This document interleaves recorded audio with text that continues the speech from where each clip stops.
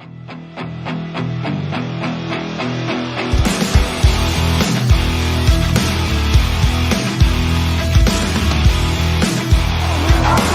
a touchdown for the Hamilton Tiger-Cats.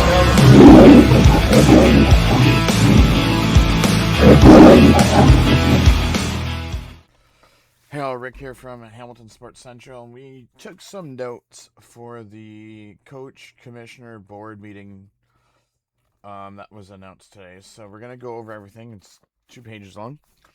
Shouldn't take that long, but just some notes of things that are going to be changing. Okay, so number 1. The last 3 minutes of the game will remain as is. In course, officials can be efficient.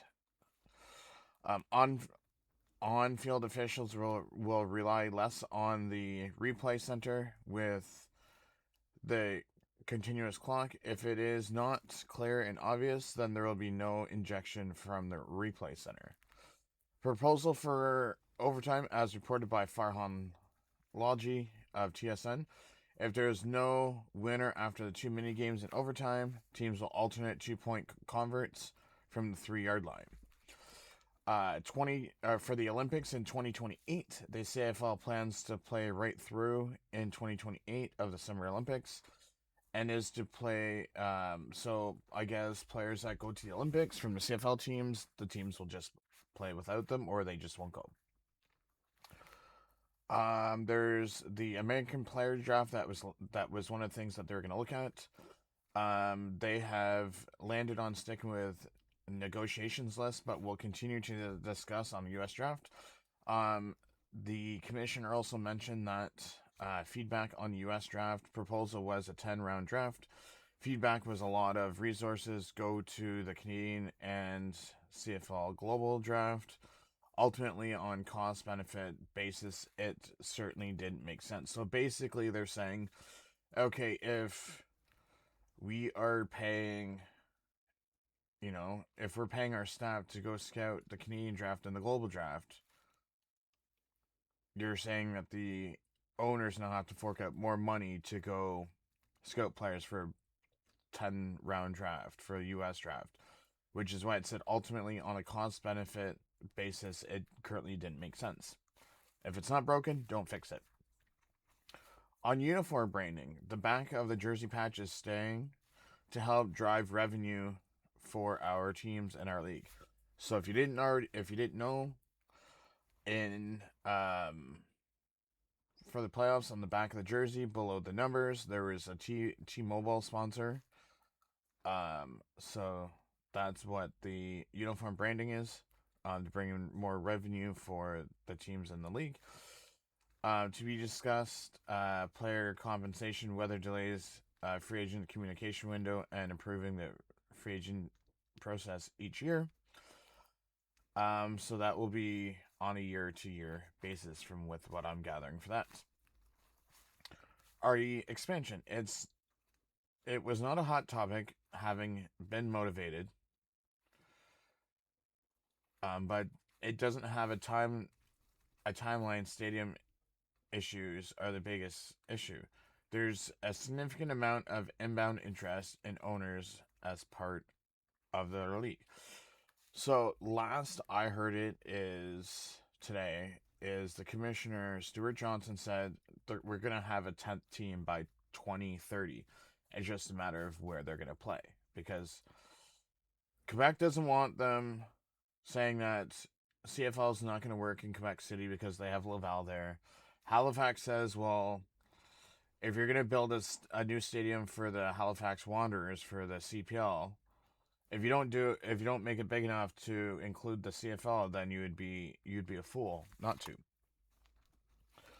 The average time spent in the replay center time limit was not proposed. We want the officials on the field driving the game, make the call, and then the replay center interjects when clear and obvious mistakes in the CFL. On game length, he was saying that we are in the 250 or 2 hour and 50 minute mark compared to the CFL and NCAA. We run a way faster games. We don't have a specific number, but under 3 is the goal. Keep in mind, don't forget, NFL and NCAA are 4 downs, CFL is 3. Teams that play in youth sports stadiums. We've had many conversations with those stadiums and teams, and it is an ongoing conversation. So no new update about the stadiums and changing for 2027 with the goalposts and everything, and stadiums that do not have CFL teams in them. Player transparency on injuries. It was a topic that we collectively need to do better. We need to be as accurate as possible, and there is a demand from fan base to understand who is in the starting lineup. So, here's what I get from that is, my understanding from that is the fact that the CFL already has day-to-day injury reports. CFL already comes out with depth charts the day before. My guessing is, let me pull one up first. See if I can pull up an example. So if you go to injury report, we'll use division finals for example. So doubtful. This, I think, is what they're talking about. Or questionable. Here's a questionable one. If it says out, you're out. If it says you're available, available. I think they're more talking about the questionables and doubtfuls than anything else. That's my understanding. New roles in the committee. CFL viewed the new roles as structural, versus the committee, which is tasked with their implemental. No pushback this week, but lots of discussion on training and ensuring everyone is on the same page of how the application should work. 2027 coaches and GM's uncertainty. The changes announced in September were passed by the board. That is our focus moving forward, but we continue discussions with the groups in the football community, and I look forward to continuing those. So, coaches and GMs, they have facts that are backing it up. Commissioners push back on it, so we'll see how the changes in 2027 work. They said the projected data, if 60 touchdowns does not happen in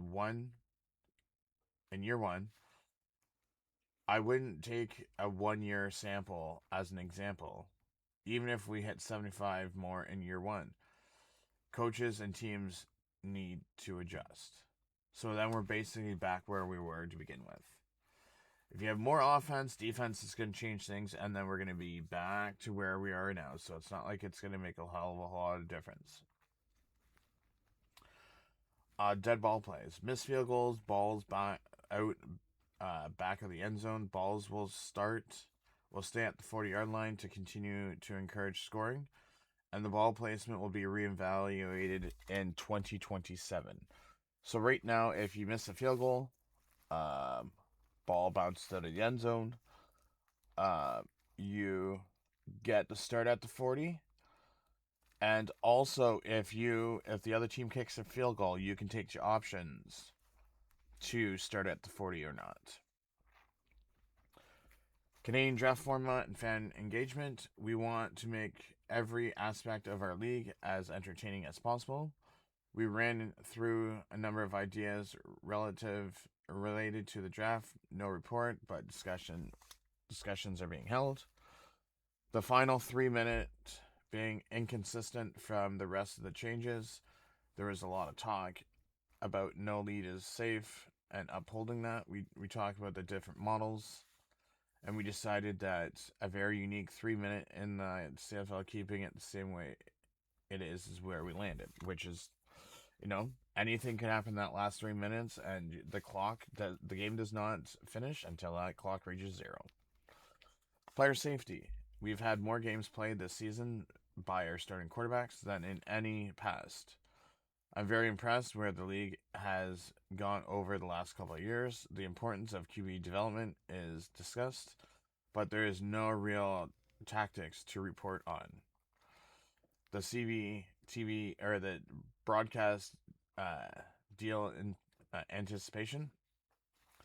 A self-imposed deadline is roughly set for the start of this season. It would be ideal. We are currently in an exclusive negotiation with our partners, and we'll see what about the best part moving forward. Keep in mind, so because they're in exclusive current negotiation window, Stewart Johnston said he is not negotiating with anyone else but TSN. So as of right now, unless he changes that, he's just dealing with TSN, folks.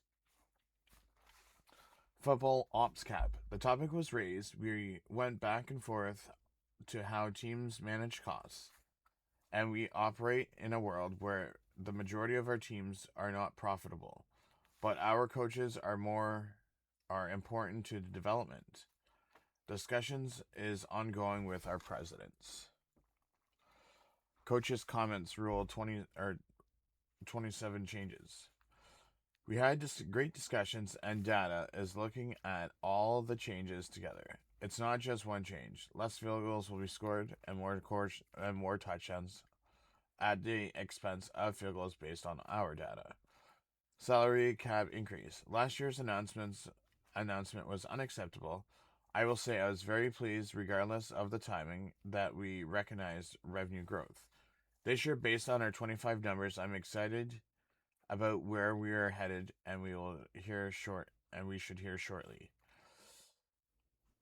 In-game experience. I've been impressed with each game's game day ops. Games have been such social experience, and fans can segmented so differently. All of our clubs are addressing that kind of segmentation for anyone that wants to have a great time. So those are the key takeaways for the meeting today. If you want, I will leave the video description down below, where you can watch it on CFL's website for the whole 45-minute interview that Stewart Johnston did. So I will have that in the description below if you want to go watch that on your own time. But I do appreciate everyone for stopping by and checking out today's content. This is Rick from Hamilton Sports Central, and have yourself a great rest of your day.